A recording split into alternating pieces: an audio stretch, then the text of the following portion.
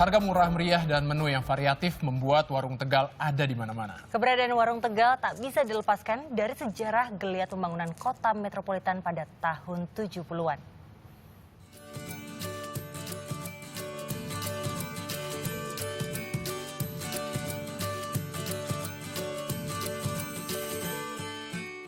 Murah meriah, selera rumahan, hingga pilihan makanan yang variatif membuat warteg atau warung Tegal masih menjadi primadona. Meski di tengah gempuran restoran cepat saji, warteg tetap mempertahankan kelasnya. Warmo salah satu warung Tegal tertua yang ada di Jakarta. Warung Mojok ini berdiri sejak tahun 1969 di persimpangan Jalan Tebet Raya, Jakarta Selatan. Sudah 46 tahun berdiri, warteg ini tidak pernah sepi pembeli. Menu yang beragam menjadi salah satu daya tarik tersendiri dari warung khas Tegal ini. Mulai dari sambal goreng kentang, tempe orek, ayam rica-rica, hingga rendang. Itulah yang membuat para pelanggan selalu datang karena lebih dari 40 menu yang tersaji setiap harinya selama 24 jam non-stop. Di samping variasinya banyak, variasi menunya banyak, terus cukup terjangkau, murah juga. Soalnya saya dulu sempat tinggal di sini lama dari kecil, jadi udah sering banget lah sini karena buka 24 jam non-stop juga. Tempe orek, tahu, dan telur asin merupakan menu khusus bagi warung nasi yang dikelola orang Tegal ini. Bukan warteg namanya jika tidak menyajikan lauk tersebut.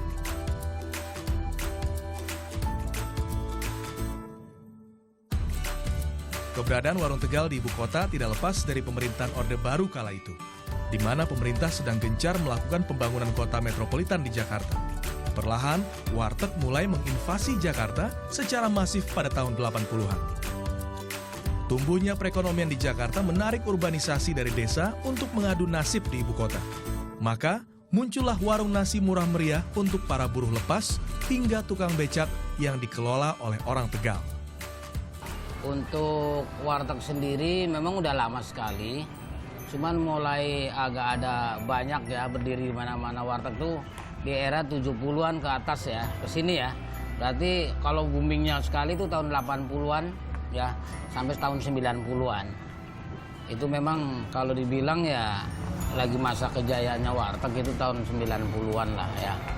Karena di situ juga harga-harga kebutuhan pokok ya, belanja di pasar tuh masih ya relatif murah lah.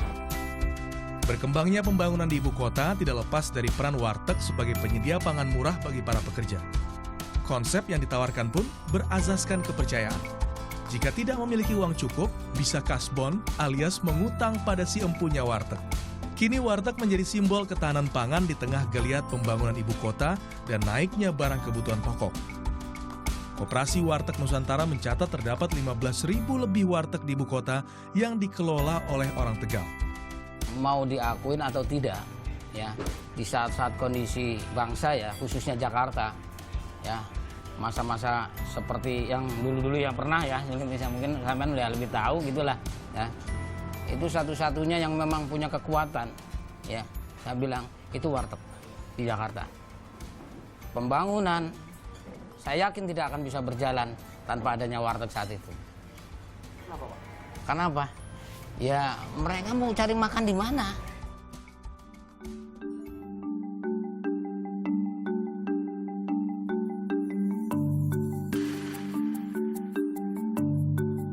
Menjadi pengusaha warteg tidak bisa dibilang mudah. Harus memiliki tenaga ekstra dan kegigihan dalam berusaha. Bangun sebelum subuh untuk berbelanja, menyiapkan makanan untuk para pekerja yang ingin sarapan, hingga buka sampai larut malam. Meskipun membutuhkan tenaga yang besar, potensi keuntungan dari usaha warteg ini terbilang tinggi, mengingat banyaknya kebutuhan masyarakat akan makanan yang murah di tengah melonjaknya harga kebutuhan barang pokok.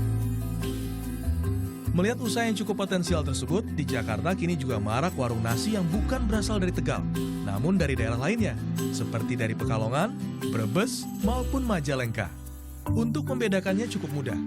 Biasanya orang Tegal memajang lauknya menggunakan etalase kaca berbentuk huruf L dan menggunakan cat warna hijau untuk warungnya.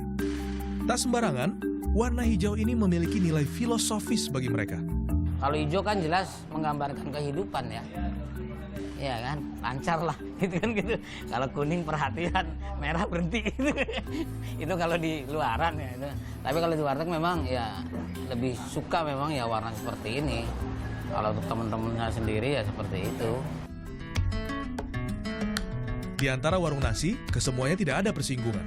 Bersaing sehat meraup laba untuk menyajikan makanan yang beragam dengan harga murah bagi pekerja. Ya karena bisa nyukupin gitu kali ya, lumayan gitu untungnya kalau warung nasi gitu, bisa buat anak sekolah gitu.